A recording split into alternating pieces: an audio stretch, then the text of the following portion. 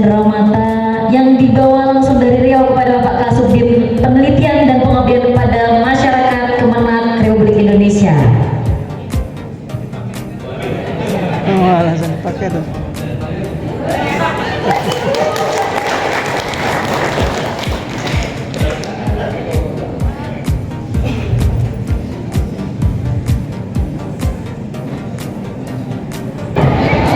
Baiklah, pengalengan selempang tapis lampu dari Rektor YIN Metro kepada Kasubdit Penelitian dan Pengabdian Masyarakat Bapak Muhammad Aziz Hakim MH. Bisa diambil fotonya sekali lagi? Moga Pak Rektor dari YIN langsung untuk bergabung foto bersama.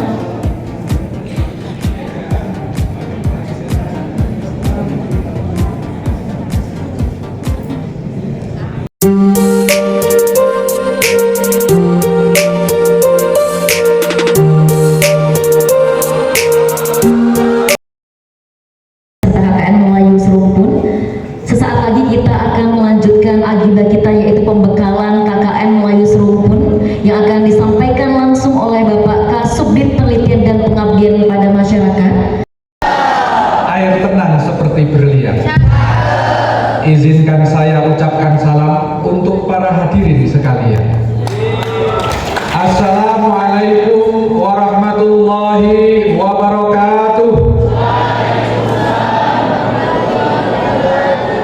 Tanamlah pinang, tanamlah rapat, supaya senang puyuh berlari. Menjawab salam kurang semangat, saya ulangi sekali lagi. Assalamualaikum warahmatullahi wabarakatuh.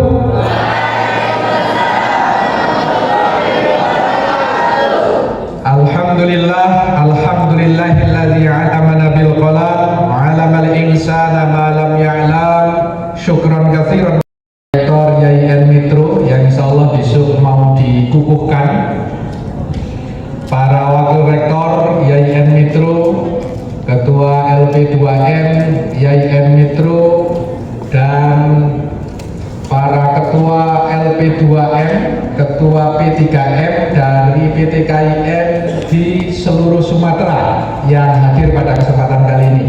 Terima kasih atas kerawahan dan kehadiran Bapak Ibu semuanya. Dan kepada seluruh peserta KKN Melayu Serumpun yang telah hadir di Metro dan siap untuk melaksanakan KKN dengan sebaik-baiknya. Terima kasih, saya bangga kepada kalian semua.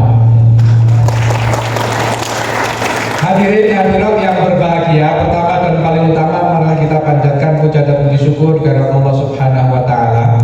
Shalawat dan salam marilah kita haturkan kepada junjungan kita Nabi Agung Muhammad sallallahu alaihi wasallam. Ini mic-nya agak aneh.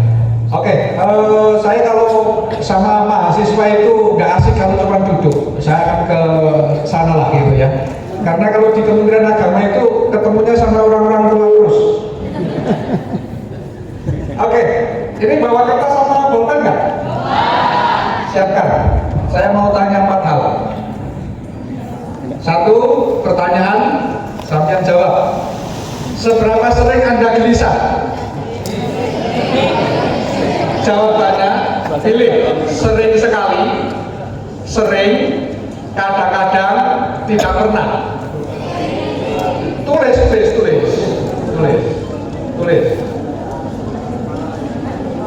Seberapa sering Anda gelisah? Sering sekali, sering, kadang-kadang, tidak pernah. Gitu ya. Oke, sudah? Pertanyaan kedua, seberapa sering Anda susah tidur? Sering sekali, sering, kadang-kadang, tidak pernah. Oke, sudah? Sudah ditulis? Seberapa sering Anda susah makan? Ini kalau wajah-wajah yang gemuk-gemuk ini ya nggak pernah ini. Sering sekali, sering, kadang-kadang tidak pernah. Oke, sudah? Pertanyaan terakhir, seberapa sering Anda melamun? Melamun. Sering sekali, sering, kadang-kadang tidak pernah. Oke, sekarang kasih poin. Kalau sering sekali itu poinnya 4, sering itu 3, kadang-kadang 2, tidak pernah 1. Nah itu kalau jawaban Anda nomor 1 itu sering sekali 4, jawaban Anda nomor 2 sering 3. Fahim tuh? Argentum? Argentina, begitu loh. Nah ini.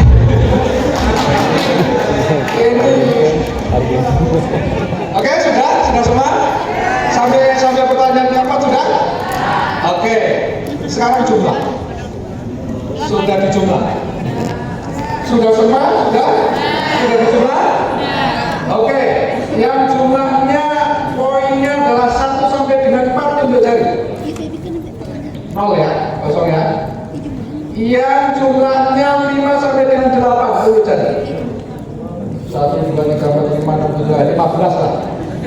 Kemudian yang jumlahnya 9 sampai 12 untuk jari. Ya kira-kira hampir 100 lah gitu ya. Yang jumlahnya 13 sampai 16.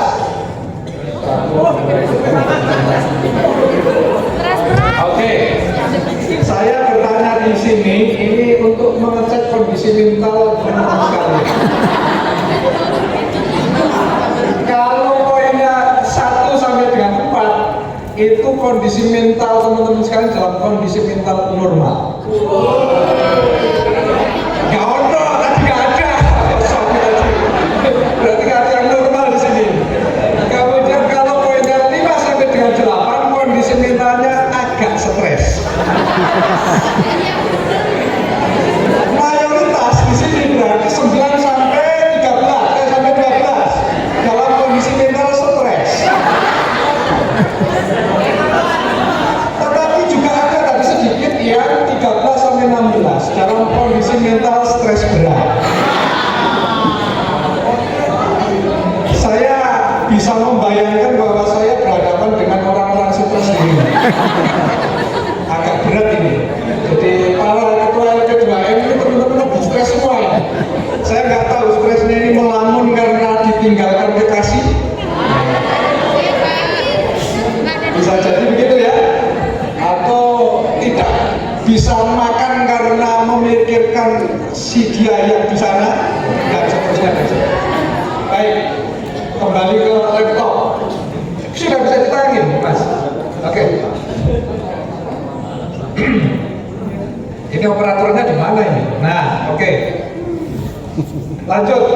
Ini saya agak buru-buru karena pesawat saya 13.30 harus balik lagi ke Jakarta. Jadi ya pokoknya kita cerita nabi-nabi lah di sini ya.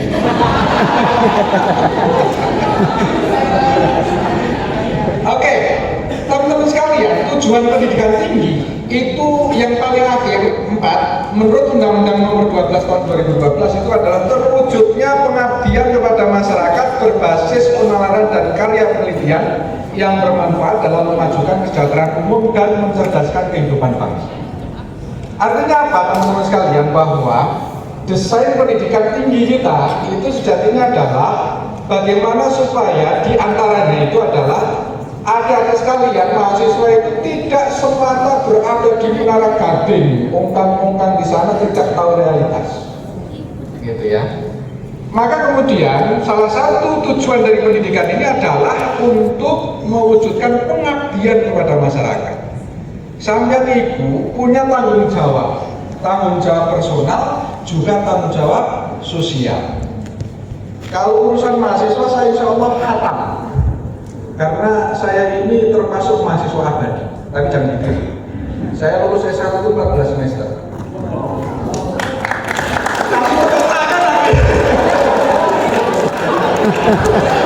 Kalau kita tahun makasih untuk tangan ini gimana? Saya masuk tahun 98 keluar 2005. Tapi saya jelek-jelek begini pernah jadi presiden mahasiswa.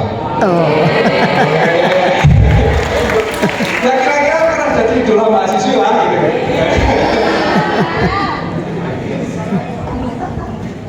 Nah, saya melihat bahwa karakteristik mahasiswa itu pertama, itu kos kampus kampus, dia kalau tidak di kos ya di kampus. Kalau tidak di kampus ya di kos. Kuliah kos. Ya, sampai IPK-nya 4,5.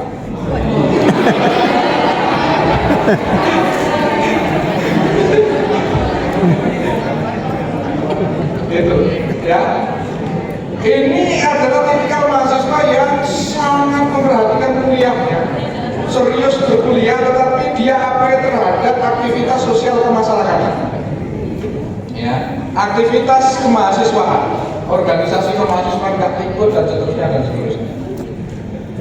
Yang kedua, itu adalah orang aktivis yang kadang kuliahnya males. Saya hampir terjebak dalam suasana seperti ini.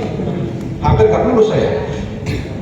Ini juga bahaya, karena dia melupakan tanggung jawab personalnya dan justru kemudian mempertanggungjawabkan, mengutamakan tanggung jawab sosialnya, abai terhadap tanggung jawab personalnya. Wis pokoknya kalau sudah hidup rakyat, demo paling depan sendiri gitu ya. Wis pokoknya rambut gondrong, gak karuan, rata wadus, gak pernah mandi dan sebagainya. Itu kalau setting aksi, itu sampai jam 3 pagi, aksinya mulai jam 8, dia jam 10 baru bangun. Pengalaman. Iya, pengalaman pribadi. Itu kalau dulu kita setting aksi itu zaman dulu itu kan sampai jam 3 pagi, direncanakan aksi mulai jam 8, ternyata bangunnya jam 10. Nggak jadi aksi.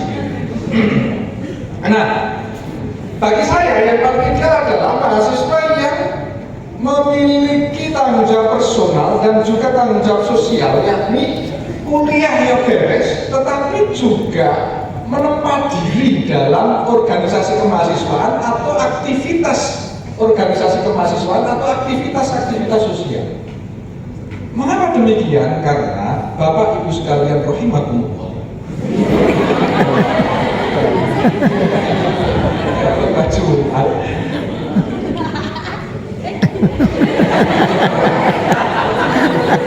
dari kampus mana, Mbak?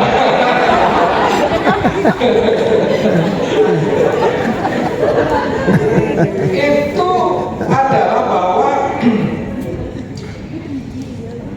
sampai mana tadi? Dengan ketawanya dia ini jadi ketawa sendiri. Nah, paling ideal itu adalah bagaimana seorang mahasiswa mampu menyeimbangkan antara aktivitas personal, tanggung jawab personal, perkuliahan dan seterusnya itu dengan tanggung jawab sosial. Bahwa sampean itu ya IPK-nya juga oke, tetapi juga punya kepedulian sosial yang tinggi. Diwujudkan misalnya ikut aktif di berbagai kegiatan kemahasiswaan, mengorganisir mahasiswa dan seterusnya. Ini penting karena ini menjadi kawah candra di muka, eksperimentasi gerakan yang itu sangat bermanfaat bagi teman-teman sekalian ketika sampai zaman semua sudah lulus kuliah berhadapan dengan masyarakat. Jangan dikira masyarakat itu homogen, baik semua. Enggak, masyarakat itu ya orang sing julid, ya kan? Orang sing julid, sitik-sitik ketika ada orang yang beli mobil misalnya digosipin kan gitu.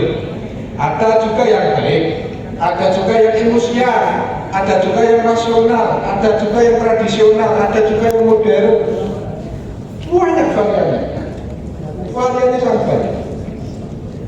Sehingga ketika panjenengan semua dari semua ini di kampus sudah berlatih berhadapan dengan berbagai kondisi sosial kemasyarakatan, maka begitu Anda pulang ke kampus itu sudah siap untuk menghadapi realitas kehidupan, manis pahit getirnya sebuah perjalanan kehidupan. Ini kalau sampai pulang jadi orang biasa, kita kan nggak tahu wajah-wajah ini bisa jadi suatu saat ada yang jadi bupati. Gitu ya. Di sini ada gubernur, kan gitu.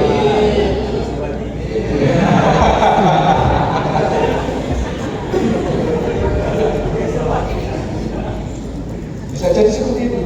Ya, apabila ya seperti misalnya jadi bupati ketoprak misalnya gitu kan. teman-teman sekalian, kita nggak tahu. Wakil Gubernur Lampung, saya sampaikan di sini nih, sebagai sebuah contoh ya. Wakil Gubernur Lampung itu junior saya di IAIN Wali Songo Semarang. Dia tahun 2001 angkatan masuk kuliah. Saya 98, jadi ketika dia masuk saya muspekin.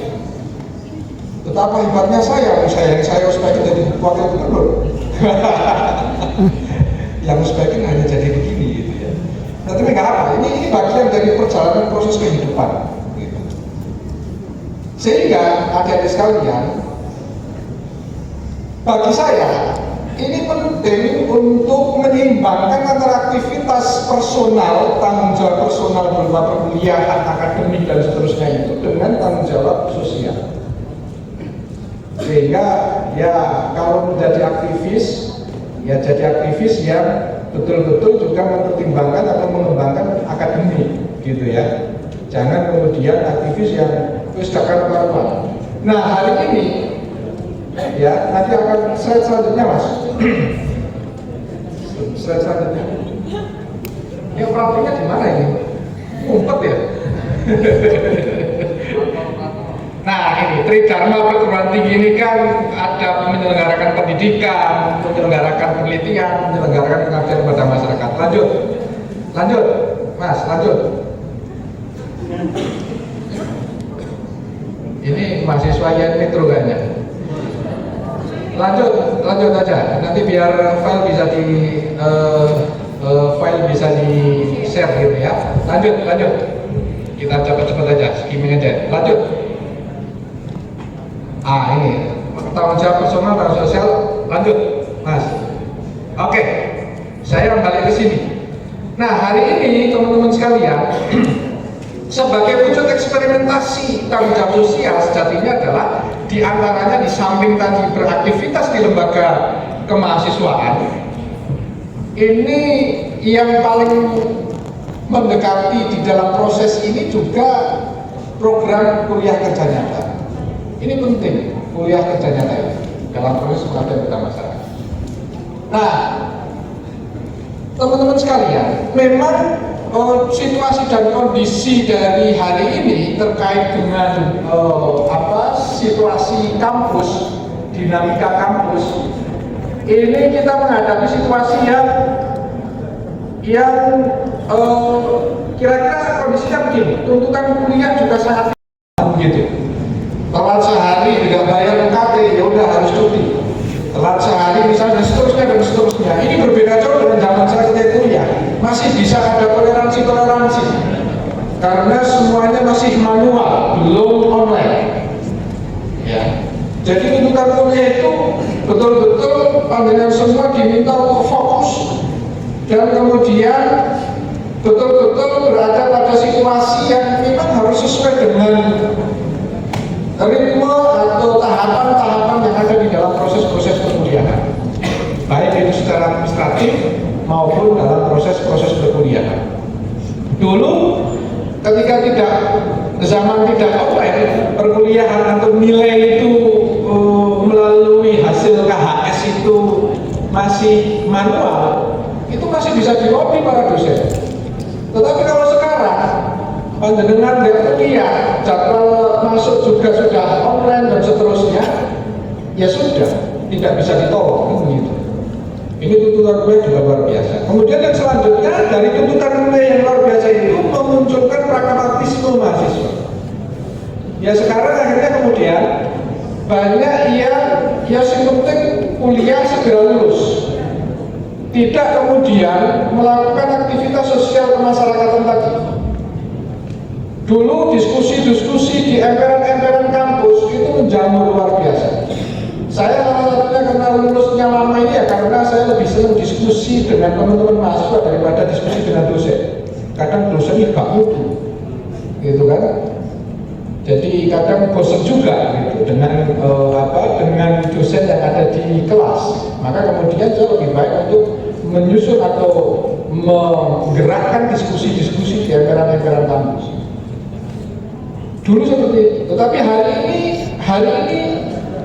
hampir di semua kampus saya melihat bahwa ini mengalami degradasi, mengalami kehilangan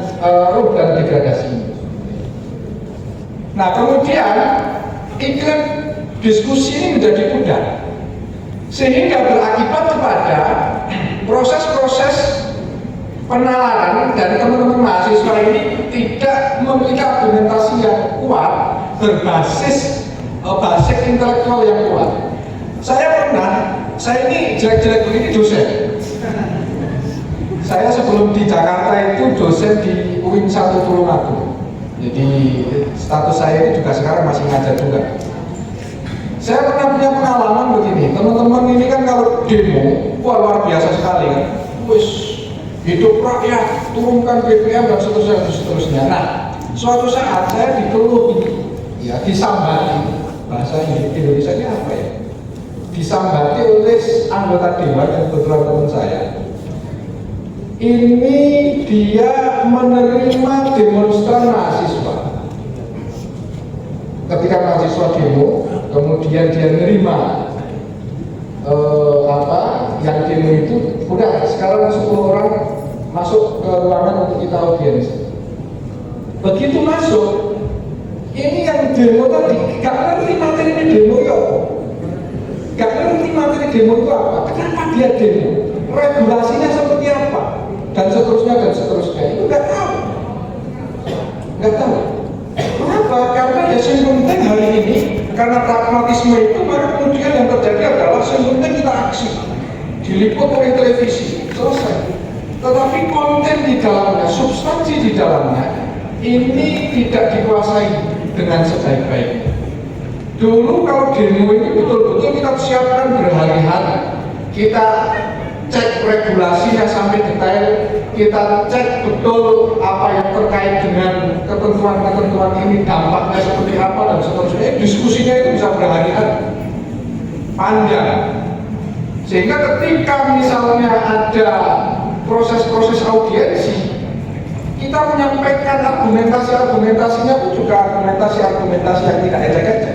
Kita bisa berdebat dengan anggota dewan dengan leluasa, bisa berdebat dengan para stakeholder yang kita tuntut itu dengan argumentasi yang cukup kuat. Nah, hari ini saya dapat informasi dikeluhi oleh teman saya jadi anggota dewan itu bahwa begitu diundang untuk audiensi, ini perkara apa, regulasinya seperti apa, ini susah sekali untuk memberikan jawaban-jawaban dan informasi. Kenapa? Ya karena itu tadi budayanya iklim diskusi. Nah, memang di selain ini semua, ini juga problemnya adalah soal keteladanan. Di Wali Songo, mengapa mahasiswa baru itu punya kecenderungan untuk tidak ikut organisasi kemahasiswaan? Ya karena melihat senior yang aktif betul di organisasi kemahasiswaan ini nggak sampai lulus. Nggak lulus akhirnya drop out, itu banyak. Maka kemudian dia tidak punya satu teladan ideal terkait yang namanya aktivis mahasiswa. Kalau dulu zaman saya ketika masuk, itu tipikal aktivis mahasiswa itu sukses. Jadi dosen muda, kemudian ya kalau tidak jadi dosen muda di situ dia juga berhasil lulus dan kemudian dia berhasil menjadi tokoh di berbagai bidang pekerjaan dan sebagainya. Sehingga kami ini waktu mahasiswa baru itu sudah terkejut, wah saya harus seperti dia aktivis tetapi kok dahsyat juga, sering diskusi dan sebagainya, hasilnya seperti itu. Nah, hari ini nggak terjadi seperti itu. Hari ini justru sebaliknya, karena saking aktif di organisasi kemahasiswaan, aktif diskusi lupa kuliah, sedangkan kuliahnya sudah berbasis online semua, nggak bisa ditolong, akhirnya ya lewat. Nah, para mahasiswa baru ini kemudian melihat itu, pasti saya nggak akan jadi seperti itu, maka kemudian semakin timbul pragmatisme mahasiswa. Ini yang saya lihat ya soal mahasiswa ini seperti itu. Nah, menurut saya memang kemudian perlu ada keteladanan, dan yang paling utama adalah bagaimana teman-teman sekalian bisa menyeimbangkan antara tanggung jawab personal dan juga tanggung jawab sosial. yang itu ini harus seimbang bersama. Ini bukan hanya untuk kepentingan adik-adik, bukan hanya untuk kepentingan masyarakat, tapi yang paling pokok justru sebenarnya untuk kepentingan adik-adik sekalian dalam konteks nanti menghadapi realitas kehidupan pasca teman-teman sekalian lulus dari bangku kuliah. Lanjut Mas. Nah, agendanya apa? Pertama, memperkuat basic keilmuan, basic intelektual. Teman-teman harus terus mempelajari berbagai teori dan sebagainya, terutama yang terkait dengan bidang keilmuan atau prodi adik-adik sekalian. Perkuat itu. Menurut saya, lebih baik tahu banyak tentang sedikit hal daripada tahu sedikit tentang banyak hal. Fokus. Itu perlu adik-adik lakukan. Paham kan maksudnya ya? Lebih baik tahu banyak tentang sedikit hal daripada tahu sedikit tentang banyak hal. Sampai lebih baik tahu banyak tentang ekonomi syariah karena memang sampean fokus di situ. Tahu sedikit pendidikan nggak apa-apa, tahu sedikit tentang hukum juga nggak apa-apa, tetapi betul-betul fokus tahu betul tentang ekonomi syariah. Jangan kemudian misalnya ya ekonomi saya tahu sedikit, hukum tahu sedikit, pendidikan tahu sedikit, politik tahu sedikit. Maka dalam situasi ini panjenengan ada potensi menjadi mahasiswa mogol. Mogol itu dalam bahasa Jawa yaitu setengah matang.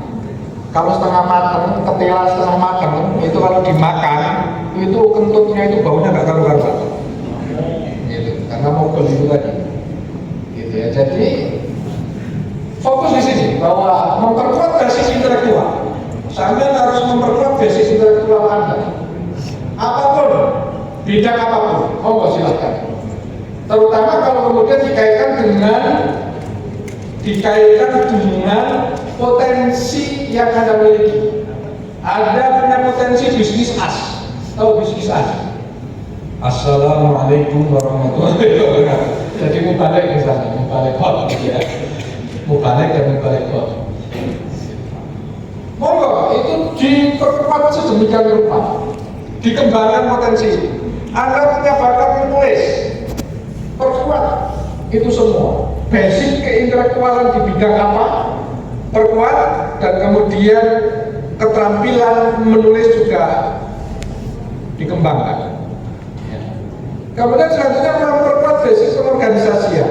Nah tentu di sini Anda akan banyak belajar dalam konteks seperti ini, ya akan banyak belajar. Misalnya oke lah pada kesempatan KKN ini, Anda harus belajar kepada masyarakat.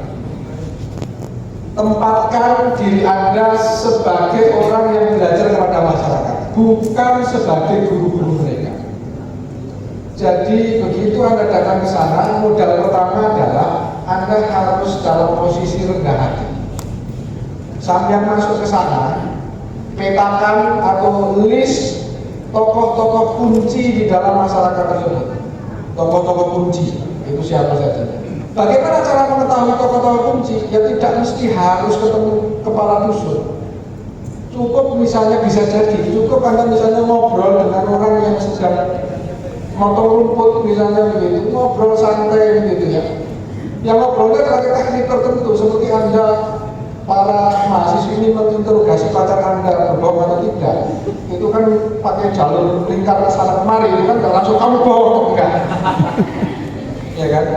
Itu ngobrolnya ke sana kemari, ini gimana kondisi kampung ini misalnya, ini sedang nanam apa dan seterusnya itu kan.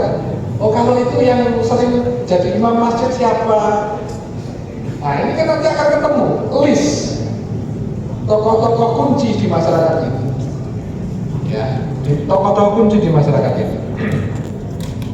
Nah kemudian ketika sudah ketemu di situ, maka Anda juga harus petakan ini perannya seperti apa dalam proses di tengah-tengah masyarakat itu. Peran dari ini seperti apa? Ini harus dipetakan. Tetapi kunci yang paling utama adalah tempatkan diri Anda masuk di dalam sebuah masyarakat itu adalah dalam rangka belajar. Dalam rangka belajar. Sowan kepada kepala dusun misalnya, Pak, mohon izin pertama kami hadir ke sini silaturahmi. Kedua, mohon izin kami ingin belajar dengan masyarakat di sini, gitu ya. Mohon bantuannya, misalnya seperti itu. Orang ketika sudah diprolog dengan kerendah hatian, pasti akan timbul respect kepada Anda semua. Nah, sampai masuk ujuk-ujuk gawe video viral, yang viral itu ya, gawe video yang kemudian itu menjadikan masyarakat setempat itu pasti diusir, gitu ya. Hati-hati. Jadi datanglah dengan posisi Anda sebagai orang yang belajar.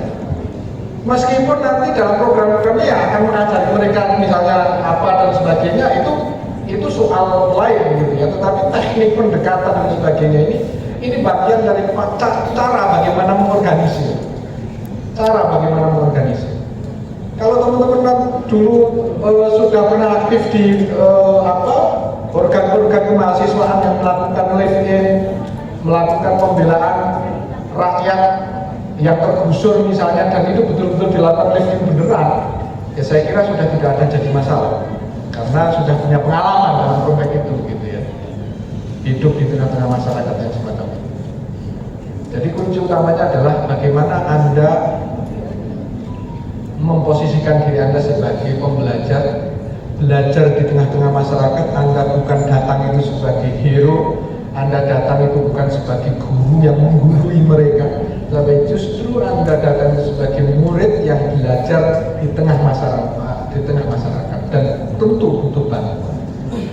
Ini salah satu kunci. Kemudian misalnya implementasi gerakan pengabdian. Nah, implementasikan gerakannya apa yang menjadi fokus utama. Nah, ini nanti di pembekalan saya kira akan disampaikan. Output dari KKN ini seperti apa? Output yang diharapkan dari KKN ini seperti apa? Ini nanti disampaikan di pembekalan. Kemudian membangun jejaring. Nah, ketika Anda melihat stakeholder yang ada di situ dalam konteks KKN ini ya, dalam konteks KKN yang Anda lakukan, itu membangun jejaring ini penting. Ya, cara membangun jejaring seperti apa? Komunikasinya bagaimana? Tentu komunikasi yang baik. Kalau berbicara dalam konteks secara umum, tidak hanya sebatas KKN, jejaring ini sangat-sangat penting. Panjenengan semua berjejaring dengan seluruh stakeholder yang ada di PTKIN, dengan seluruh para pihak yang ada di luar PTKIN, dalam rangka untuk membangun jejaring pasca Anda lulus misalnya. Ini juga sangat penting. Merawat jaringan itu juga penting dilakukan. Jadi kadang orang itu akan berhasil atau sukses tidak semata karena kemampuan yang bersangkutan, kemampuan personal yang bersangkutan, tapi justru karena jejaring, karena jaringan, gitu ya. Jadi kalau Anda sudah aktif di lembaga kemahasiswaan, punya teman di mana-mana, manfaatkan itu, kembangkan itu. Saya hari ini sering kali ketemu kok dengan teman-teman yang dulu sesama presiden mahasiswa misalnya di UIN Jakarta, di Jogja dan seterusnya. Sampai hari ini juga masih sering ketemu dan kemudian juga saling sharing. Artinya mereka butuh apa, kita suplai, saya butuh apa, mereka suplai. Sudah biasa. Ini kekuatan jejaring. Jadi rawat jaringan, bangun jaringan dan rawat jaringan ini, gitu ya. Lanjut. Nah, ini implementasi pengabdian, ini ada apa dan sebagainya ini nanti jelimet, ya. Lanjut aja. Lanjut, Mas. Oke, untuk kegiatannya juga bisa macam-macam, nanti disesuaikan dengan arahan dari para pendamping lapangan, nanti berkaitan dengan output dari kegiatan ini. Lanjut. Oke, ini yang terakhir dan ditunggu-tunggu. Terima kasih dan mohon maaf apabila ada banyak kekurangan. Dan selamat ber-KKN, berangkat bareng, sehat bareng, pulang bareng, sehat bareng, gitu ya. Kalau toh nanti ada ya semoga KKN itu nggak enak sebenarnya, tapi enak banget, pengalaman masalah ya, enak banget gitu. Nanti hati-hati yang sudah punya kekasih nanti akan terjebak cinta lokasi. Nggak main, ini nggak main, nanti coba lihat aja.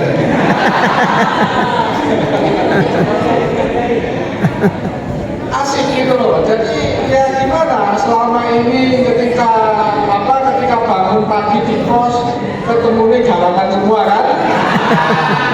Ketika di posko ketemunya mbak-mbak, kan beda.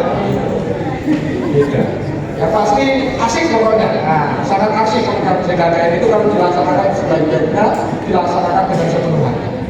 Ya, jadi saya berharap teman-teman sekalian betul-betul bisa mengimplementasikan apa yang diarahkan oleh bidang lapangan sehingga KKN ini bisa berlangsung dengan sukses dan lancar. Amin, amin ya rabbal alamin. Demikian dari saya, terima kasih dan mohon maaf. Akhirul kalam, wallahul muwaffiq ila aqwamit thoriq. Wassalamualaikum warahmatullahi wabarakatuh. Waalaikumsalam warahmatullahi wabarakatuh. Terima kasih kepada Bapak Aziz Hakim Kasubdit Penelitian dan Pengabdian pada Masyarakat yang telah memberikan materi yang sangat luar biasa, materinya sangat milenial. Jadi adik-adik peserta KKN Melayu Seruput ini begitu semangat mendengarkan materi dari beliau. Izin Pak, boleh? Kalau ada adik-adik yang ingin mengajukan pertanyaan, kami berikan kesempatan untuk 2 orang penanya. Ini adalah kesempatan yang jarang-jarang terjadi ya, Pak Kasubdit datang ke YIN Metro. Baik, silakan Mas, berdiri dan maju ke depan. Satu lagi keterwakilan dari perempuan boleh? Silakan Pak, maju ke depan Pak. Panitia mohon diberikan mikrofonnya. Dipersilakan menyebutkan nama, asal perguruan tinggi dan pertanyaannya. Baik, bismillahirrahmanirrahim. Assalamualaikum warahmatullahi wabarakatuh. Waalaikumsalam warahmatullahi wabarakatuh. Izin Bapak, perkenalkan saya Maulana Hidayat. Saya berasal dari perguruan tinggi Institut Agama Islam Negeri Syekh Abdurrahman Siddiq Bangka Belitung. Izin bertanya, tadi Bapak menyebutkan bahwa kita itu harus seimbang antara personal dengan sosial. Mungkin saya sudah merasa bahwa saya adalah orang yang sudah seimbang antara personal dan juga sosial. Ya, saya juga bertanggung jawab terhadap kuliah saya, dan saya juga memiliki 5 organisasi internal dan 2 organisasi eksternal. Luar biasa.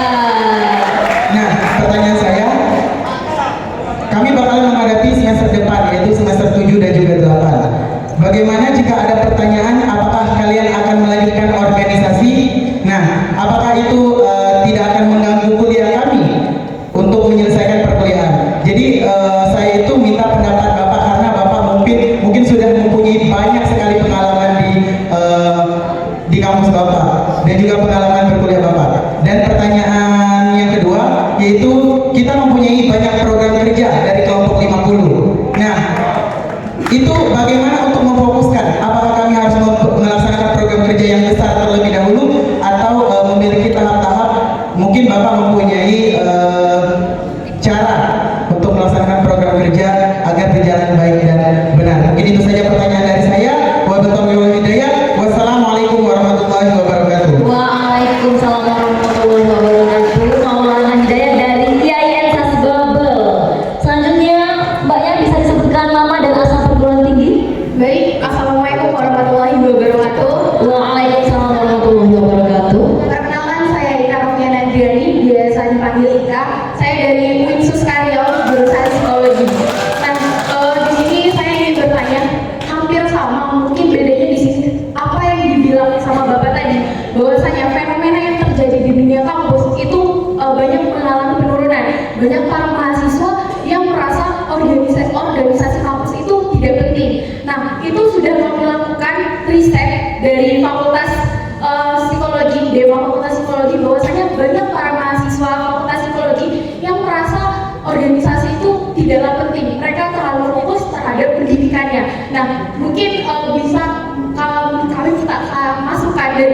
bagaimana kami sebagai seorang fakultas Dema di fakultas ataupun di universitas bisa membangkitkan semangat dari para mahasiswa untuk dapat meningkatkan tanggung jawabnya sebagai akademik dan di sosial. Itu mungkin pertanyaan dari saya. Terima kasih. Baik, terima kasih Ika Lufiana. Dua penanya dari Yayasan Babel dan juga UIN Suskarya. Nampaknya adik-adik ini aktivis dari masing-masing perguruan tingginya ya, luar biasa. Baiklah Bapak Aziz, ini ada dua pertanyaan yang hampir sama intinya Pak. Monggo silakan dijawab Pak. Oke, terima kasih. Ini pertanyaan yang luar biasa. Enak yang mana? Oh, enak yang kuning. Enak yang mana gitu ya. Sabar ya di belakang, nanti gantian ya. Oke, ini saya punya waktu sampai jam 11.30 karena saya harus ke bandara. Pesawat saya itu 13.30, jam di sana harus 12.30. Jadi nanti kalau masih ada waktu, silahkan nanti kita kasih kesempatan lagi. Tapi kalau nggak ada waktu, silahkan nanti WA ke nomor saya 081 318 640 157. Tidak ada cerita ulang. ada di slide ada Pak. Oke. Seimbang sosial dan personal, apakah kemudian saya harus menghentikan aktivitas organisasi kemahasiswaan di semester 7-8? Jadi begini teman-teman sekalian, perlu ada skala prioritas, jangan kemudian ditinggalkan. Perlu ada skala prioritas. Ya, jadi saatnya skripsi dituntaskan ya harus fokus di skripsi, ya kan? Tetapi model Anda sudah cukup bagus, itu aktif di lembaga kemahasiswaan 5, organ luar 2. Tetapi jangan sampai kemudian, ingat yang harus saya sampaikan, jangan sampai kemudian Anda semua terjebak pada nalar aktivisme. Nalar aktivisme itu apa? Nalar yang menurut saya itu adalah supaya Anda terlihat sebagai aktivis, maka kemudian semua organisasi diikuti. Tetapi fungsi Anda di organisasi itu ya tidak maksimal semua. Ya, tidak maksimal semua. Jadi harapan saya adalah bahwa sekali lagi lebih baik Anda itu tahu banyak tentang sedikit hal daripada tahu sedikit tentang banyak hal. Ya, itu. Jadi menurut saya soal skala prioritas yang perlu dipentingkan. Cuma begini, soal jejaring, saya harus sampaikan di sini ini soal jejaring. Saya pernah punya pengalaman di organ ekstra, saya juga pernah punya pengalaman di organ intra. Saya di organ ekstra itu sempat menjadi bagian dari pengurus besar di pergerakan mahasiswa Islam Indonesia. Kemudian di organ intra saya pernah menjadi presiden mahasiswa. Saya hari ini juga masih sebagai wakil sekjen pimpinan pusat gerakan pemuda Ansor. Nah, dari pengalaman ini teman-teman sekalian, saya ingin sampaikan bahwa jejaring yang paling abadi, ya, jejaring yang paling abadi itu adalah organ ekstra kampus. Apapun organ itu, apakah HMI, VMI, kami, dan wala liwashabi ajmain. Ini paling abadi. Saya sampaikan di sini. Ya, panjenengan HMI fokus di HMI-nya dalam konteks membangun jejaring. Panjenengan kami fokus di kami-nya untuk membangun jejaring. Panjenengan PMI fokus di PMI-nya untuk membangun jejaring. Karena yang abadi. Kalau organ intra, begitu panjenengan selesai masa jabatannya, sudah selesai. Mungkin Anda akan menjadi legenda di kampus itu, tetapi di kampus lain enggak. Ya, di kampus lain enggak. Saya pernah punya pengalaman begini di Wali Songo Semarang dulu. Di Wali Semarang itu dulu ada 2 kampus negeri yang tidak bisa disentuh, itu Undip sama UNES. Saya coba untuk kemudian melakukan sebuah konsolidasi gerakan mahasiswa. Mereka tidak mau bergabung dengan kita, maka saya sisir seperti makan bubur. Kampus-kampus swasta kecil-kecil itu saya ajak untuk berkonsolidasi bareng. BEM-BEM-nya itu saya ajak, saya suami. Jadi saya itu mendatangi BEM-BEM tersebut untuk kita ajak. Ya cara ngajaknya juga dengan metode tidak menggurui sebagaimana yang saya sampaikan. Ayo kita belajar bareng tentang organisasi kemahasiswaan, tentang gerakan kemahasiswaan. Maka kemudian yang kita lakukan adalah terbentuklah sebuah forum komunikasi mahasiswa di periode itu sangat kuat. Nah, berikutnya saya sampaikan, ini harus kita pertahankan. Jadi ini harus dilanjutkan oleh adik-adik kita. Maka saya sudah menyiapkan calon pengganti saya di BEM. Teman-teman ketua BEM kampus-kampus lain juga sama, menyiapkan masing-masing. Tapi faktanya kemudian yang terjadi, ya nggak sesuai harapan karena ada calon-calon yang dicalonkan kalah gitu kan. Ini salah satu contoh. Begitu selesai periode itu, ya udah selesai bubar forum komunikasi mahasiswa sekarang. Ganti lagi dengan yang baru dan Anda akan dilupakan dari jaringan itu. Maka sekali lagi saya masih dalam posisi berkeyakinan bahwa jaringan yang paling abadi itu adalah jaringan ekstra kampus. Apapun organik, monggo silakan. Buktikan nanti panjenengan kalau sudah menjadi mahasiswa dan kemudian sudah menjadi sarjana dan kemudian bertebaran di penjuru tanah air. Mengapa? Karena begitu Anda masuk ke suatu kota dan kemudian ketemu orang yang ditanya itu bukan dulu sampai aktif di BEM atau di UKM mana, enggak. Dulu yang sampai ini kok kami kan begitu. Iki real, saya ngomong real Pak, Mas. Ngomong real gitu ya. Jadi kalau panjenengan punya aktivitas, ya paling tidak teridentifikasi lah, nggak usah kemudian sampai menjadi pengurus inti di tingkatan di tingkatan perguruan tinggi maupun kota maupun kabupaten cabang misalnya atau provinsi, nggak harus. Tetapi panjenengan teridentifikasi sebagai bagian daripada organ ekstra, rawat itu, jaga itu. Apapun organ ekstra, ya. Kira-kira bisa dipahami nggak? Bisa ya? Hidup mahasiswa. Hidup. Suara sih macam demo ya. Saya itu dulu juga ya sering demo lah gitu ya, bahkan sampai ke di penjara di kantor polisi juga pernah. Gitu. Kalau soal demo enggak lah, urusan begitu udah tuntas gitu ya, udah datang. Oke, itu Mas. Jadi pertanyaan jawabannya adalah sampean skala prioritas, tapi juga fokus dalam organisasi. Jangan kemudian seluruhnya diikuti, tapi sampean setengah-setengah semua. Ini kurang ya mungkin bermanfaat bagi masyarakat, tapi Anda menjadi lilin di tengah kegelapan. Sing terbakar Anda sendiri, tetapi yang lain terterangi kan gitu. Ya kalau mau bersifat seperti sebagai altruistik ya nggak apa-apa, tetapi kan itu nggak imbang jadinya. Ya nggak imbang. Gitu ya. Jadi soal berorganisasi lanjutkan, tetapi ada skala prioritas yang itu kemudian terkait dengan apa yang harus dilakukan. Kemudian yang kedua, soal program tadi, banyak sekali program dan seterusnya. Begini, program itu kan rencana ya, rencana. Kondisi situasi di lapangan itu belum tentu sesuai dengan perkiraan dan belum tentu sesuai dengan rencana kita. Habis ini nanti izin sama saudara saya dulu ya. Maka program-program itu harus disesuaikan dengan situasi dan kondisi di lapangan. Jangan kemudian Anda memaksakan sebuah program yang tidak mungkin dilakukan di lapangan. Nah, ini yang sekali lagi skala prioritas, lihat situasi dan kondisi di tengah masyarakat, seperti apa kemungkinan pelaksanaannya dan seterusnya. Ini yang harus diukur. Mengukurnya harus betul-betul terukur, tidak semata-mata diukur biasa, gitu ya. Jadi saya kira nanti kalau sudah ke lapangan, insya Allah Anda akan belajar banyak di sana. Apa yang harus kita lakukan, apa yang tidak harus kita lakukan. Gitu. Kemudian yang berikutnya tadi soal apa yang kita lakukan sebagai pengurus BEM untuk teman-teman bisa aktif di lembaga kemahasiswaan.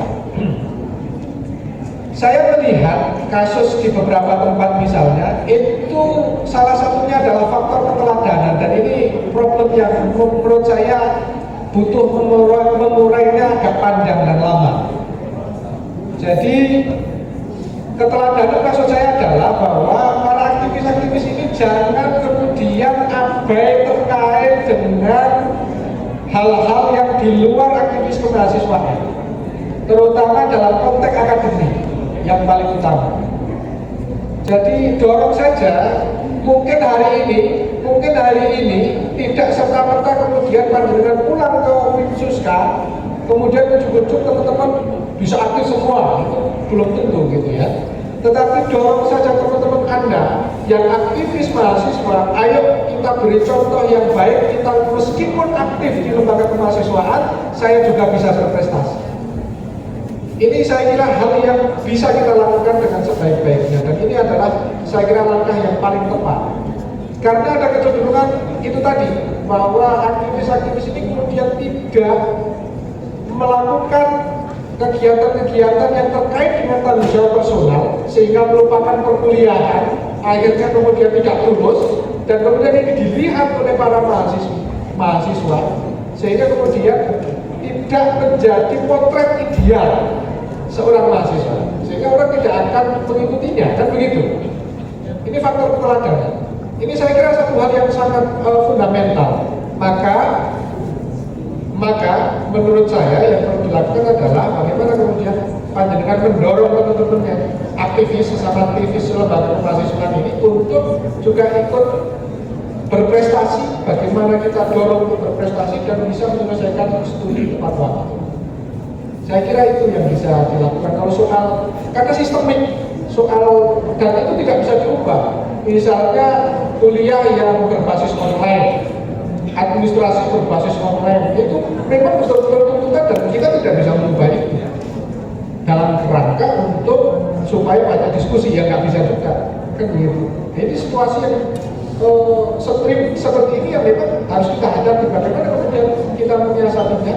Salah satu yang paling utama menurut saya adalah faktor keteladanan.